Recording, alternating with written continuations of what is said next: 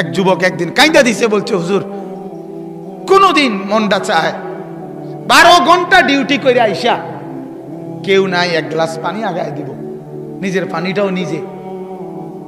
বিদেশটা এমন না? সে কি আর বলে? বাড়িওয়ালাদেরকে তো বুঝতে দেয় না, মা কানবে, বউ অভাব চিন্তা করবে, এই জন্য বলে না,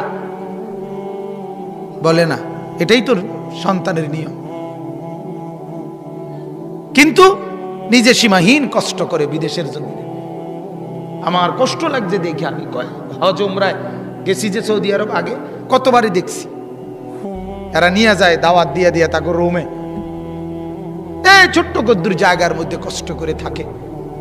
এক যুবক নরসিংদীর আমারে বলছিল একদিন, হুজুর আজ 11 বছর বিদেশ, বাবার ঋণ দেনা এখনো শোধ করতে পারি নাই, বাদ যেতে পারি না, বাবার ঋণ এখনো শোধ হয় নাই হুজুর, কিন্তু ট্যাবলেট হুজুর নাই, কেউ খুললে দিব।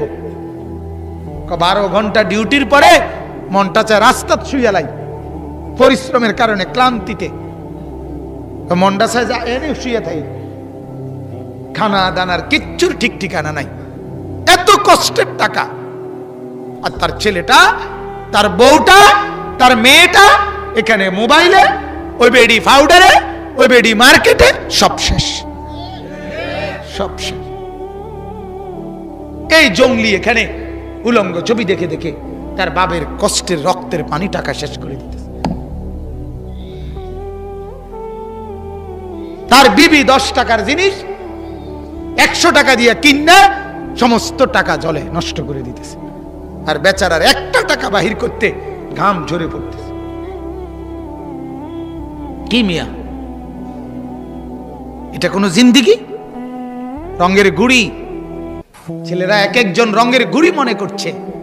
নর্তকী দেখো, নাচ দেখো, উলঙ্গ ছবি দেখো, সারাদিন মোবাইল, এটারই মনে করছো জিন্দিগি। একটা সেজদা নাই। ডাকাত মনে রাখো, দুনিয়াতেও সুখ পাইতা না, আখিরাতেও কিচ্ছু পাইতা না। সুখ কপালে জুটবে না, সুখ আর কপালে জুটবে, পেরেশানি পেরেশানিতেই থাকতে হবে, অপরাধী থাকতে হবে, অপরাধী। আল্লাহকে নারাজ করে দুনিয়াও সুখ মিলে না, আখিরাতেও সুখ মিলে না। এটা আল্লাহর ওয়াদা। আগুন জ্বালাইয়া, শরীরে আগুন লাগলে, ম্যাসের কাঠির আগুনও যদি কারো আঙ্গুলে লাগে, নখে লাগে, তাহলেও কেউ সুখে থাকে না। ঠিক কিনা বলেন না? সারাক্ষণ পেরেশানি, ঠিক না বলেন? আল্লাহ কোরআনে বলছে প্রতিটা গুনাহ একটা একটা আগুন, প্রতিটা গুনাহ আগুন, প্রতিটা গুনাহ আগুন। মিথ্যা একটা আগুন, চুরি একটা আগুন, জিনা একটা আগুন, ব্যভিচার একটা আগুন, নর্তকী একটা আগুন, উলঙ্গ ছবি একটা আগুন, সিনেমা একটা আগুন, নাচ একটা আগুন, জওয়ান এটা আগুন। আর এত আগুন শরীরে জ্বালাইয়া সুখে থাকা যায় না, সুখে থাকা যায় না। 2 জন যুবক যদি বসে থাকো তো শুইনো, সেজদাবিহীন সুখ পাওয়া যায় না, সুখ মিলবে না। যৌবনের শক্তিও শেষ হবে, আখিরাতের পুঁজিও শেষ হবে। কথা বুঝছেন না? মৌলানা মুফতি বেলায়েতুল্লাহ সাহেব বলছে না, এখান দিয়ে ছেলে যুবক তার যৌবন শেষ করতেছে, ওইখান দিয়ে হারবাল কোম্পানি পোস্টার লাগাইতে আছে।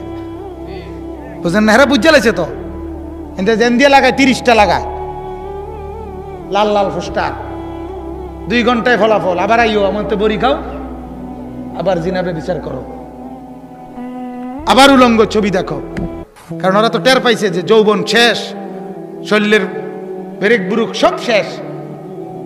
কাজে এই জন্য হারবাল কোম্পানির, নাইলে বাংলাদেশে করোনাও তো মহামারী, করোনার লাগেও তো এক লগে এত পোস্টার লাগাইছে না কোন আন দিয়া।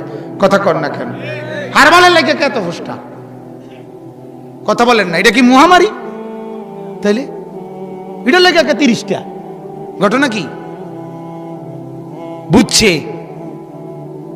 বুঝছে যুবকের চরিত্র শেষ, যুবতীর চরিত্র শেষ, বোনও শেষ, ভাইও শেষ, ছেলেটাও বরবাদ, মেয়েটাও বরবাদ।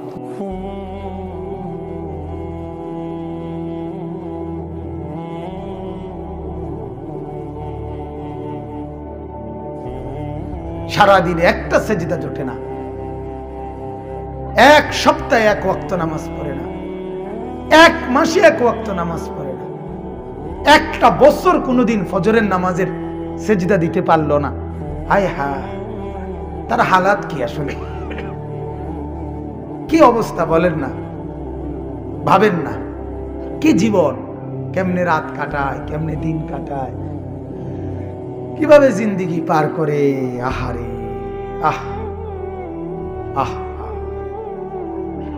এই ঘুরতেছে ফিরতেছে, কার মেয়ের পিছনে ঘুরতেছে, কার মাইয়া দেখতেছে, উলঙ্গ ছবি দেখতেছে, নর্তকী দেখতেছে, কিতা দেখে, কি করে, লাভ কি লোকসান কি, কিচ্ছুর কোনো খবর, কোনো জিন্দেগির কোনো দিক নির্দেশনা, জিন্দেগির কোনো লক্ষ্য টার্গেট কিচ্ছু না, কিচ্ছু। এমনিতেই চলছে ফিরছে, খাইতেছে ঘুমাইতেছে। এই হলো হালাত লাখ লাখ যুবক যুবতীর, ছেলে মেয়ের জীবন, যাদের জীবনের কোনো গন্তব্য নেই। যে নৌকায় উঠছে সেটা কোথায় ভিড়বে জানে না, কোথায় ভিড়বে জানে না, জিন্দেগি কোথায় গিয়ে লাগবে। মন চাইলে বিদেশ গেলাম, মন না চাইলে দেশে কাম করলাম, হ্যাঁ একটা না একটা কিছু। আর কিটা বাপ মায়ে তো চিন্তা করব, পাইলে বিদেশ দিব, নইলে বা গ্রামে কাম লইয়া দিব, নইলে বাজারে দোয়ান লইয়া দিব, হেতারাই তো একটা না একটা বুঝ করিয়া দিব। আমার আর কিটা, এটা তো আসলে একটা মানুষের জীবন হইতে পারে না। মানুষ মানে তো তার একটা টার্গেট থাকবে, তার একটা জিন্দেগির গতি থাকবে। আমি তো হাইওয়ান না, আমি জানোয়ার না ভাইয়া, আমি তো পশু না। আমার জীবনের একটা লক্ষ্য উদ্দেশ্য আছে। একটা বাসে উঠার পরে যদি কন্ট্রাক্টর জিজ্ঞাসা করে, ভাই তুমি কোথায় নামবা, সে যদি বলে না আপনার মন মতো একখানে নামাই দিয়ে, কথা কয় না, পুরা বাসের প্যাসেঞ্জার তারে পাগল কইতো না, আরে এই ছাগল কীর্তি উড়াইলি, এটা কিতে রে কক, একখানে নামাই দিত, এই পাগল কীর্তে গায়, বলবে কি না বলেন?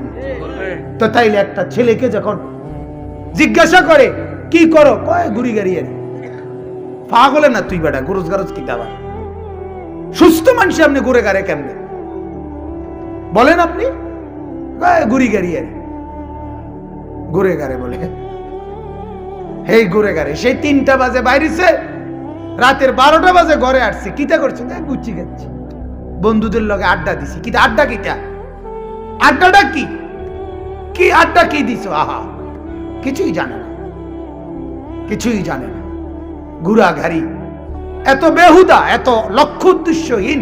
এটা তো পাগলের জীবন। পাগলের না কোনো লক্ষ্য উদ্দেশ্য নাই, পাগল কি করে না করে কিছুই জানে না, তার তো কোনো এহসাস অনুভূতি নাই। যার ব্রেন আছে, যার দিমাগ আছে, যার হাত পাও সচল, যার চোখ নাক কান সচল, যার ব্রেন এখনো তার ছিঁড়ে নাই, আহা, সে এত লক্ষ্য উদ্দেশ্যহীন হয় না। তার উপরে সে মুসলমান, মুসলমান সে। আমরা কিতাবে পড়ছি 10 বছরের নবীজির এক সাহাবী হযরত আব্দুল্লাহ ইবনে জুবায়ের রাদিয়াল্লাহু তাআলা আনহু, তিনি আপনার একদিন রাস্তার পাশে বন্ধুদের সাথে অল্প রাস্তার মধ্যে খেলতেছিলেন, একসাথে কয়েকজন মিলে, 10 বছর বয়সে। হযরত ওমর রাদিয়াল্লাহু তাআলা আনহু, ওমর, উনি আসতেছিলেন ওই পাশ থেকে। আসার দেখেই, ওমরকে দেখেই ছেলেরা, ওই বাকি বাচ্চাগুলো ভাগ্যা গেছে ওমরের দেখেই। হযরত আব্দুল্লাহ ইবনে জুবায়ের রাস্তার এক পাশে দাঁড়ায় ছিলেন। হযরত ওমর এসে বললেন, তোমার বন্ধুরা কোথায়? হযরত আব্দুল্লাহ ইবনে জুবায়ের বললেন, আপনাকে দেখে চলে গেছে, ভাগ্যা গেছে আপনার ভয়ে। হযরত আব্দুল্লাহকে ওমর বললেন, তুমি ভাগলা না, তুমি গেলা না, তুমি যে দাঁড়ায় আছো? হযরত আব্দুল্লাহ ইবনে জুবায়ের বলেন, আমি ভাগবো কেন? আমি তো এমন কোনো অপরাধ করি নাই যে কারণে আপনাকে দেখে পলায়ন করতে হবে। দ্বিতীয়ত, রাস্তাও তো এত সংকীর্ণ নয় যে আপনাকে আমি সাইড দিতে হইলে একবার এন থেকে যাইতে হইব। কথা বুঝেন নাই? রাস্তা তো প্রশস্ত, আপনি হাঁটবেন না। আর আমি তো কোনো অপরাধী না যে আপনারা দেখে আমি কি করতে হবে, পলাইতে হবে। কথা বুঝছেন কিনা? হযরত ওমর কিতাবে আছে, ওনারে বুকে জড়াইয়া ধইরা বলছিল, আব্দুল্লাহ আমি বললাম একদিন তুমি বাদশাহ হবে, একদিন তুমি বাদশাহ হবে, খলিফা হবে।